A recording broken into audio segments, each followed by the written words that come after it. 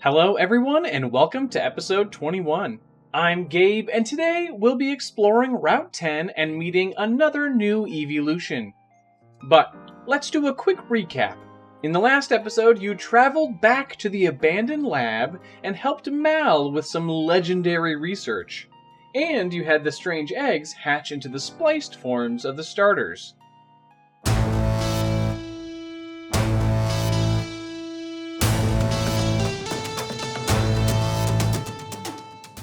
This is Route 10. There is some geothermal activity in the area as powerful geysers erupt around you. You see multiple Pokemon enjoying the natural hot springs. Sedimut, Plazaro, Theraslice, Resonneedle, and Drakento. They all look pretty tough, and you eventually make it to the entrance of a cave. Stepping into Plyo Cave is like stepping into a sauna. The geothermal activity continues.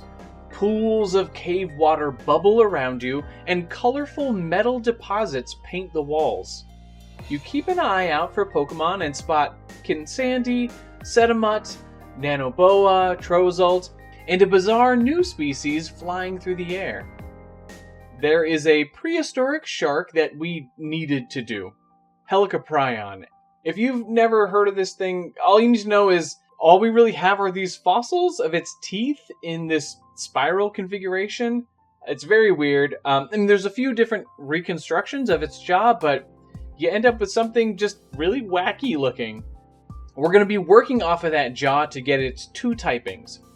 Firstly, focusing on the teeth. They almost feel like a saw blade, so we're going to bring in the steel type.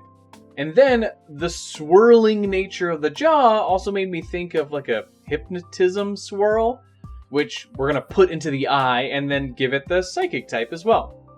That psychic type also means that we can pretty easily give this thing levitate. So just like Cortulli, it can swim through the air. I always think it's fun to have a Pokemon based on an aquatic creature that doesn't actually have to have the water type.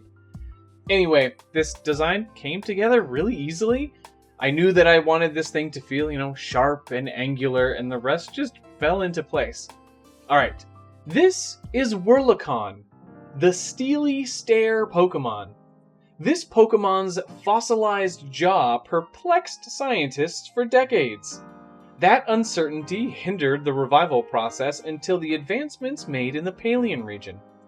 Whirlicon zipped through the air, hypnotizing others with their swirling eyes. Only when their prey is incapacitated do they swoop in and attack with their extended jaw.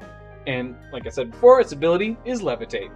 You see them zipping and zagging through the air and splashing into various bubbling pools. After battling through the wild Pokemon and exploring the cave, you find some unique items. Stardust and big nuggets will sell for a great deal when you finally make it back to a Pokebeacon. You also find a poison orb.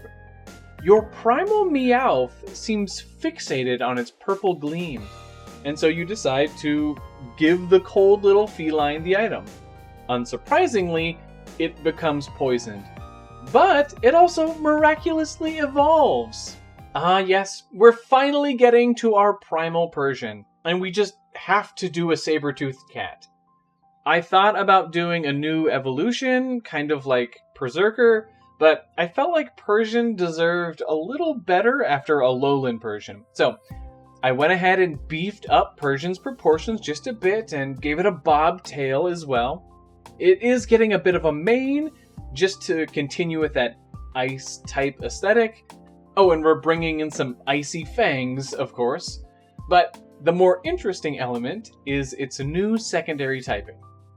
Yes, this fills another unused type combination with poison and ice. The reasoning is in the Dex entry, so I'll save that. But, a cool new look and a unique typing is just the love that Persian needed. Oh, and I went ahead and used the normal Persian colors for the shiny, and it also turned out really well. Okay, here is Primal Persian, the classy cat Pokemon. This fierce Pokemon struggled to stay warm as a Primal Meowth, but they have learned to embrace its ice typing and weaponized the cold-induced sickness in its body. They are extremely protective of Primal Meowth and can often be seen curled around them to keep them warm. Its ability is Strong Jaw, since it's a saber-toothed animal, and that boosts the power of biting moves. You also feel much better now that your Pokemon is no longer shivering all of the time. Continuing deeper into the cave, you wind this way and that, and you do discover an access gate labeled with a large 16.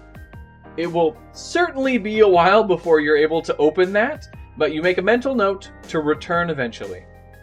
The geothermal activity begins to die down, and you soon see the cave exit up ahead. Snow blows outside, but a silhouetted figure steps before you. There you are! I was wondering when you'd catch up to me. While you were off exploring the action at Credit Cliff, I was able to catch up and surpass you. Don't believe me? Grant leads with his starter, which you are happy to see is also fully evolved. It's still no match for your Pokemon though, as you have the advantage. After that, you have to deal with Espeon, and then Jolteon, and then Sylveon. Yes, it seems that Grant has been visiting the Evolution Research Building in Salur City quite a bit. Finally, he sends out his newest Eevee evolution. I was really unsure how I would do a normal type evolution without it just looking like a slightly larger Eevee. In the end, there's a concept that I've seen a bunch of other artists riff off of, and that is giving it some type of hint that it's connected to all of the other types.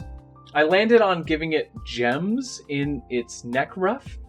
Oh, and of course the biggest tweak to help keep it looking like a big Eevee is just changing the color palette a little. Though I did, of course, make the shiny the regular Eevee colors. Oh, and I always forget to mention the evolution methods, but this is one of my favorites. Your Eevee will need to knock out a Pokemon of every single type and then use a normal gem in battle. It's a lot of work, but I really wanted the normal type Eevee to feel special. Also, especially with its new ability, it is legitimately like a really good Pokemon, so you need to work for it. But let's take a look at Eevee, the shifting Pokemon. This unique evolution is incredibly well attuned to all of the different Pokemon types and is able to change its type at will. The gems nestled in Eevee's mane are crystallized infinity energy that it taps into to change its type. Though they are skilled in battle, they more often than not prefer to curl up and nap on their trainer's lap. And its ability is Protean. So if you don't know that ability, it's awesome. It'll let Eevee change its type to whatever move it used. Yes, Eevee's ability makes it particularly unpredictable, but eventually you do manage to knock it out and win the battle. Grant promises to work even harder with his Pokemon and reaffirms that he will still beat you to the mysterious research station in the center of Palian Bay. He runs out of the cave and onto the rest of Route 10. You'll follow behind him in the next episode. Thank you so much for watching, and please leave a like if you enjoyed this video. As always, I would love to hear your thoughts on today's episode down in the comments below, especially what you think of this normal type Eevee. A big thank you to Adam again, and I'll see you all in episode 22. Bye!